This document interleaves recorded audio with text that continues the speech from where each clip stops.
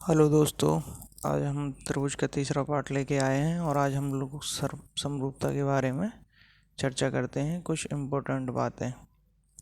समरूपता, जिसको हम लोग इंग्लिश में बोलते हैं सिमिलैरिटी, ट्रायंगल के लिए बहुत ही ज़रूरी है क्योंकि बहुत सारे सवाल इसके ऊपर एग्जाम्स में आते हैं।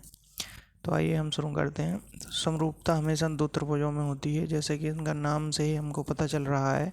समरूपता मतलब दो समान रूप के त्रिभुज, उनका रूप तो समान होगा लेकिन उनकी साइज डिफरेंट होगी। समरूपता में क्या होगा, जब दो त्रिभुजों के बीच में हम समरूपता देखेंगे तो उनमें जो त्रिभुज, दो त्रिभुज ही होंगे लेकिन उनका जो साइज होगा वो डिफरेंट होगा।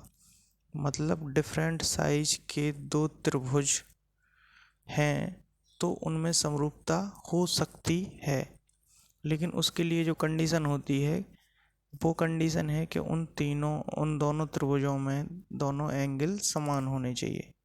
मान लीजिए कि इसका एक एंगल 60 डिग्री है, एक 70 डिग्री है और एक इसका 50 डिग्री हो गया, तो दूसरे त्रिभुज का भी जो एंगल होगा वो एक 60 डिग्री होगा, एक 70 डिग्री होगा, एक 50 डिग्री होगा। मतलब दोनों त्रिभुजों में एंगल समान होने चाहिए, तब ही वो दोनों त्रिभुज सिमिलर हो सकते हैं। मान लीजिए त्रिभुज है ए बी सी और एक ये त्रिभुज है डी ई एफ। इनमें एंगल्स तो समान हैं लेकिन आप देख पा रहे हैं कि इनमें साइज डिफरेंस है। ये बड़ा दिख रहा है देखने में, छोटा दिख रहा है। तो इनको कैसे पता करेंगे कि ये सिमिलर हैं? तो सिमिलर की कंडीशन यही है कि अगर ट्रायंगल के तीनों एंगल समान हैं तो वो ट्रायंगल सिमिलर होंगे, और सिमिलर होने पे जो कंडीशन होगी, उन दोनों त्रिभुज की साइड्स का रेशियो, करस्पॉन्डिंग साइड्स, इसकी करस्पॉन्डिंग साइड एंगल 50 के करस्पॉन्डिंग साइड इसमें क्या है, ए बी है। इसमें एंगल 50 के करस्पॉन्डिंग साइड डी ई है। तो इनका रेशियो बराबर होगा एंगल 60 के करस्पॉन्डिंग साइड बी सी है, और इसमें एंगल 60 के करस्पॉन्डिंग साइड ई एफ है, बराबर होगा एंगल 70। इसमें एंगल 70 के करस्पॉन्डिंग साइड है ए सी, और इसमें जो है एंगल 70 के करंट करस्पॉन्डिंग साइड हो जाएगी डी एफ।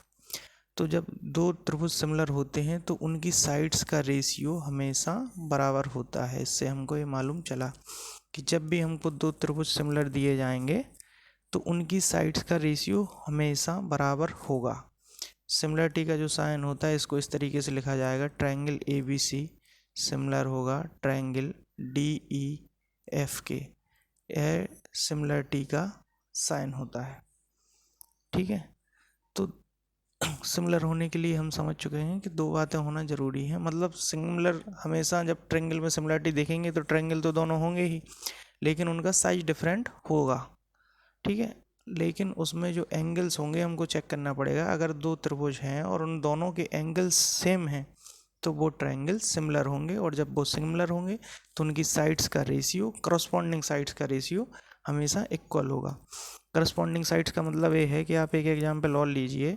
यहाँ पे हमने एक ट्रायंगल बनाया, मान लीजिए इसका एक एंगल है, मान लीजिए ट्रायंगल है पी क्यू आर, और एक ट्रायंगल यहाँ पे हमने बनाया जिसका नाम हमने रख दिया एक्स वाई जेड।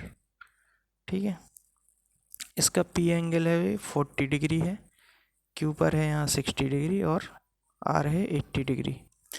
यहाँ पर जेड कितना है, 40 डिग्री है। यहाँ 60 40 80, यहाँ 80 डिग्री कर दिया, और यहाँ पे कितना हो गया 60 डिग्री। तो अब हम देख पा रहे हैं कि P Q are, triangle P Q are और ट्रायंगल एक्स वाई जेड दोनों में एंगल्स दोनों में सेम है। इसमें भी 60 40 80 है, उसमें भी 60 80 40 है। इस तरीके के एंगल्स हैं तो दोनों ही ट्रायंगल सिमिलर होंगे। लेकिन जब हम इनकी साइड्स का रेशियो देखेंगे तो वहाँ हमको ध्यान देना होगा। यहाँ जब ये सिमिलर होंगे तो इसको हम triangle P Q R similar triangle X Y Z नहीं लिख सकते। ये लिखना बिल्कुल ही गलत होगा। क्यों? क्योंकि इसका लिखने का मतलब है कि एंगल P है, एंगल X के करस्पॉन्डिंग X के बराबर है, एंगल Q है, एंगल Y के बराबर है। लेकिन इसमें ऐसा है क्या, एंगल P इसमें 40 दिया हुआ है और यहाँ पे एंगल X कितना है 60 है, जो कि इक्वल नहीं है। तो जब इनको हम लिखेंगे तो इस तरीके से लिखा जाएगा कि triangle P Q R similar होगा, P के सिमिलर, P कितना है 40 डिग्री, यहाँ 40 डिग्री कितना है जेड, जेड हो जाएगा, ट्रायंगल जेड। यहाँ पे क्यू कितना है 60 डिग्री, तो क्यू की करस्पॉन्डिंग यहाँ पे क्या होगा एक्स, और यहाँ पे बचा है क्या फिर 80 डिग्री, यहाँ पे आर है तो यहाँ 80 डिग्री वाई है। तो इस तरीके से हम लिखेंगे ट्रायंगल पी क्यू आर जो सिमिलर होगा वो ट्रायंगल जेड एक्स वाई के सिमिलर होगा, ना कि एक्स वाई जेड। इन दोनों बातों में अंतर है, एक्स वाई जेड नहीं लिख पाएंगे यहाँ पे, अगर ऐसा लिख देंगे तो ये गलत हो जाएगा। इसका मतलब है कि पी एंगल एक्स के करस्पॉन्डिंग है, क्यू वाई के है, आर जेड के है, लेकिन ऐसा नहीं है, जबकि हमको अलग अलग दिया हुआ है यहाँ पे।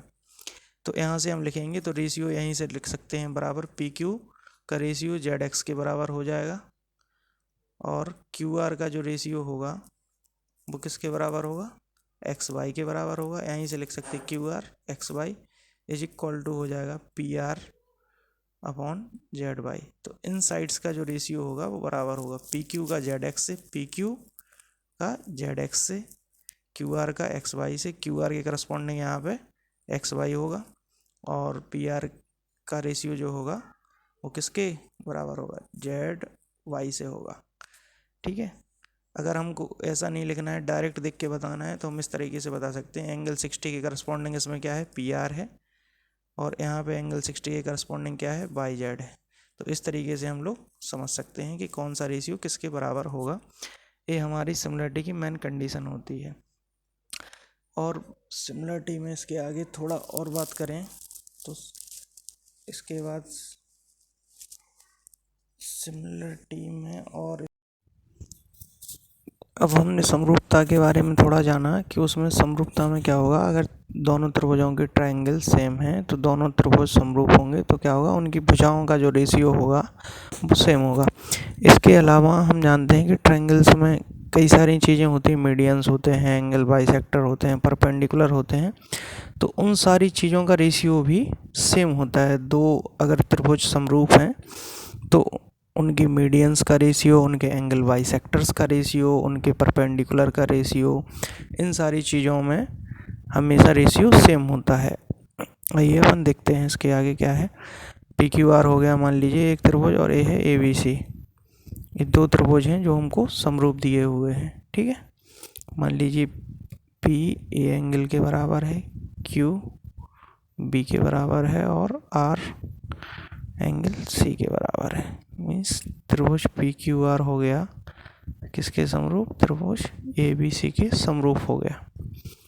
तो अभी हमने जाना कि उनकी भुजाओं का रेशियो सेम होगा, तो यहीं से हम लिख सकते हैं पी क्यू किसके एंगल के करस्पॉन्डिंग साइड है, एंगल आर के। तो यहाँ पे क्या आएगा ए बी, पी क्यू का ए बी से रेशियो बराबर होगा पी आर का, पी आर किसके करस्पॉन्डिंग है, एंगल क्यू के करस्पॉन्डिंग पी आर है। अपोजिट जो साइड होगी वो करस्पॉन्डिंग साइड होती है।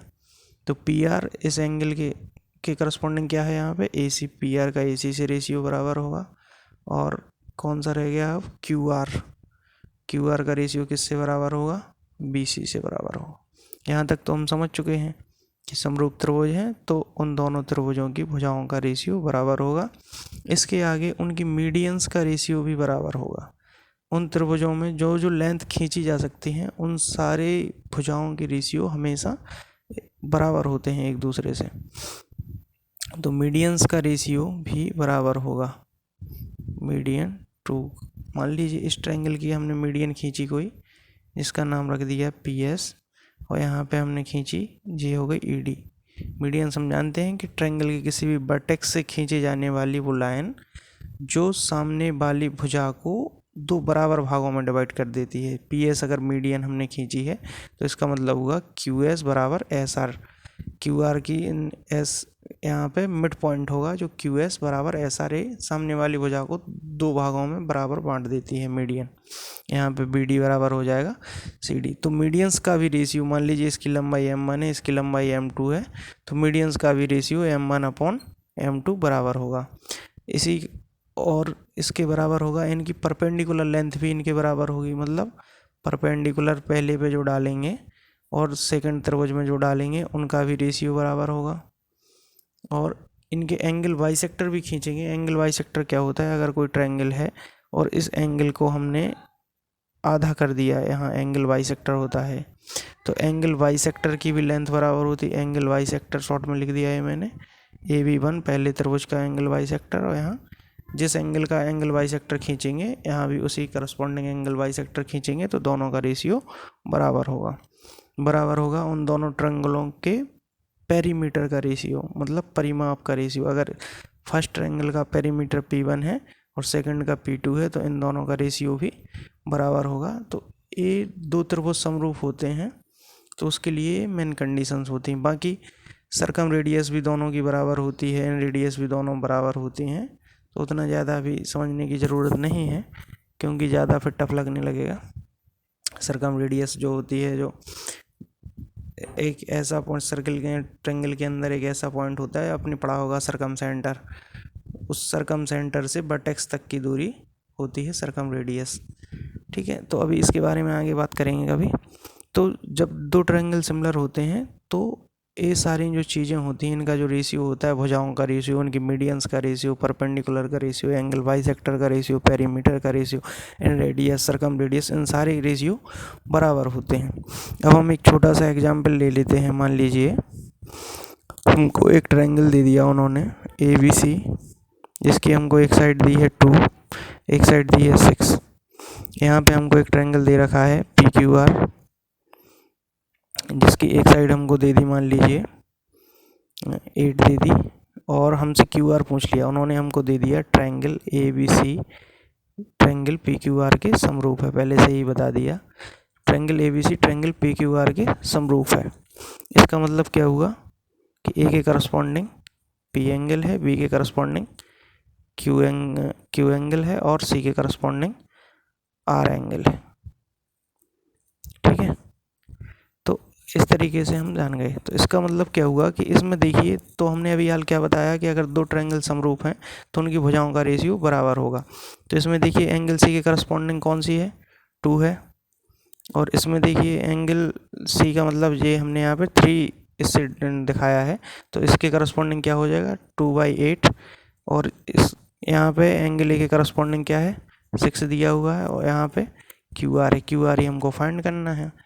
ठीक है, तो इस तरीके से हम लिख सकते हैं। तो यहाँ पे रेशियो कितना है 1/4 का, तो QR कितना आ जाएगा 24 सेंटीमीटर। ठीक है, तो इस तरीके से इसमें हमको सवाल आते हैं कि हमें एक ट्रायंगल की साइड्स दी जाती हैं और जो दूसरी ट्रायंगल की साइड्स गायब कर दी जाती है, वो पूछी जाती है, तो हम रेशियो फाइंड कर सकते हैं। यहाँ पे यहीं से हम देख सकते थे कि सिमिलर दिया हुआ है, तो AB का रेशियो PQ से AB बराबर अपॉन PQ बराबर होगा BC अपॉन QR के, बराबर होगा AC अपॉन PR के। इस तरीके से लिख के भी कर सकते हैं, या फिर जब आप समझ जाते हैं कि कौन सा एंगल किसके बराबर है तो उसी की करस्पॉन्डिंग साइड्स का रेशियो लिख लिया जाता है। इसमें पता चल गया कि एंगल C एंगल R के करस्पॉन्डिंग है, तो एंगल C की करस्पॉन्डिंग साइड 2 है और यहाँ एंगल R के करस्पॉन्डिंग 8 है, तो इनका रेशियो बराबर होगा।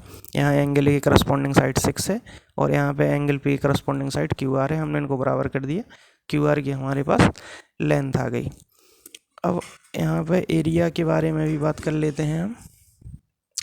एरिया जो होगा, एरिया होगा भुजाओं के स्क्वायर के बराबर। अगर दोनों ट्रायंगल के एरिया की बात करें तो ट्रायंगल PQR का जो एरिया होगा, area of triangle PQR upon area of triangle ABC का जो रेशियो होगा वो होगा इनके किसी भी भुजाओं के स्क्वायर के, इन सब के, जैसे मान लीजिए PQ अपॉन AB के स्क्वायर के बराबर या PR अपॉन AC के स्क्वायर के बराबर, जो उनकी करस्पॉन्डिंग साइड्स हैं उनके स्क्वायर के बराबर होगा QR अपॉन BC के स्क्वायर के बराबर। तो एरिया हमेशा उनकी जो साइड्स दी हैं उन साइड्स के रेशियो के स्क्वायर के बराबर होता है, ये हमको ध्यान करना है। बाकी सारी चीज़ें सिंपली बराबर होती हैं। PQ अपॉन AB साइड्स का रेशियो निकाला, वो सारी मीडियन और परपेंडिकुलर, एंगल बाइसेक्टर, परपेंडिकुलर, इन सारी चीज़ों का जो रेशियो सिंपली बराबर होगा, जबकि एरिया स्क्वायर के बराबर होगा, उन साइड्स के रेशियो के स्क्वायर के बराबर होता है। तो आइए एक सवाल हम यहाँ पे और लेते हैं और आज का टॉपिक यहीं पे ख़त्म करते हैं। मान लीजिए हमारे पास एक सवाल है जिसमें हमको दो ट्रायंगल दिए हुए हैं। एक ट्रायंगल दिया है हमको ABC, जिसकी AB बराबर 8 दिया हुआ है, AC बराबर 6 दिया हुआ है और BC बराबर 12 दिया हुआ है। और यहाँ पे एक ट्रायंगल दिया हुआ है PQR आर, जिसमें पी क्यू की लेंथ दी है हमको कितना, AC 6 दिया हुआ है। यदि एरिया का रेशियो हमको दिया हुआ है, दोनों ट्रायंगल के एरिया का रेशियो दिया हुआ है। Triangle A B C upon triangle PQR के एरिया का रेशियो दिया है कितना, 16/25। तो हमसे पूछा है RQ का मान क्या होगा। ठीक है, हमसे पूछा है कि QR की वैल्यू क्या होगी। तो सबसे पहले हम जानते हैं कि यहाँ पे हमको AB 8 दिया है, BC 12 दिया है, AC 6 दिया है और दोनों ट्रायंगल्स के एरिया का रेशियो दिया हुआ है। तो हमसे RQ का मान पूछा हुआ है। तो यहाँ से हमें पता चल गया कि जब एरिया का रेशियो हमेशा उन दोनों की करस्पॉन्डिंग साइड्स के स्क्वायर के बराबर होता है, तो इनकी करस्पॉन्डिंग साइड्स क्या होंगी। हमको ट्रायंगल ABC समरूप दिया हुआ है किसके, ट्रायंगल PQR के। ठीक है, तो यहाँ पे हम लिख सकते हैं कि जब दोनों ट्रायंगल समरूप हैं तो इनकी करस्पॉन्डिंग साइड्स होंगी, AB PQ के करस्पॉन्डिंग होगी, BC QR के करस्पॉन्डिंग होगी।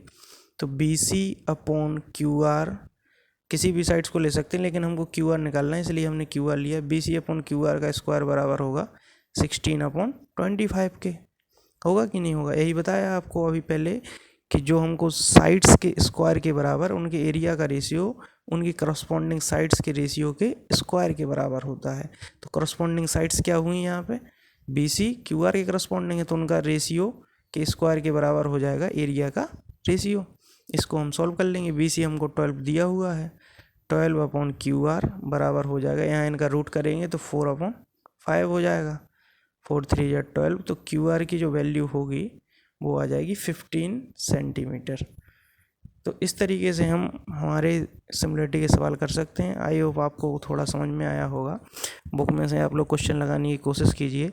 जो हमने सामने अभी लिखा दिख रहा है सिर्फ सिमिलरिटी से, यही सबसे ज़्यादा इम्पोर्टेंट है। हमको ध्यान रखना है कि जब दो ट्रायंगल दिए हुए हों और उनके एंगल सेम हो तो उनकी जो करस्पॉन्डिंग साइड्स होंगी, करस्पॉन्डिंग ध्यान रखना है यहाँ पे वर्ड।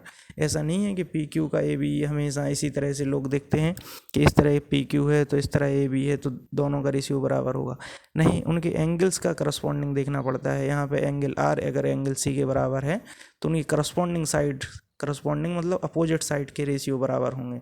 एंगल Q के अपोजिट साइड PR है, यहाँ एंगल B के अपोजिट साइड AC है, तो इनका रेशियो जो होगा वो हमेशा बराबर होगा। तो यह सिमिलरिटी के आज मैंने कुछ आपको फैक्ट्स बताए हैं और कुछ 2 सवाल भी बताए हैं, तो आप लोग कोशिश करिए घर पे। आई होप आपको लेक्चर पसंद आया होगा। थैंक यू सो मच, और लाइक और शेयर करें।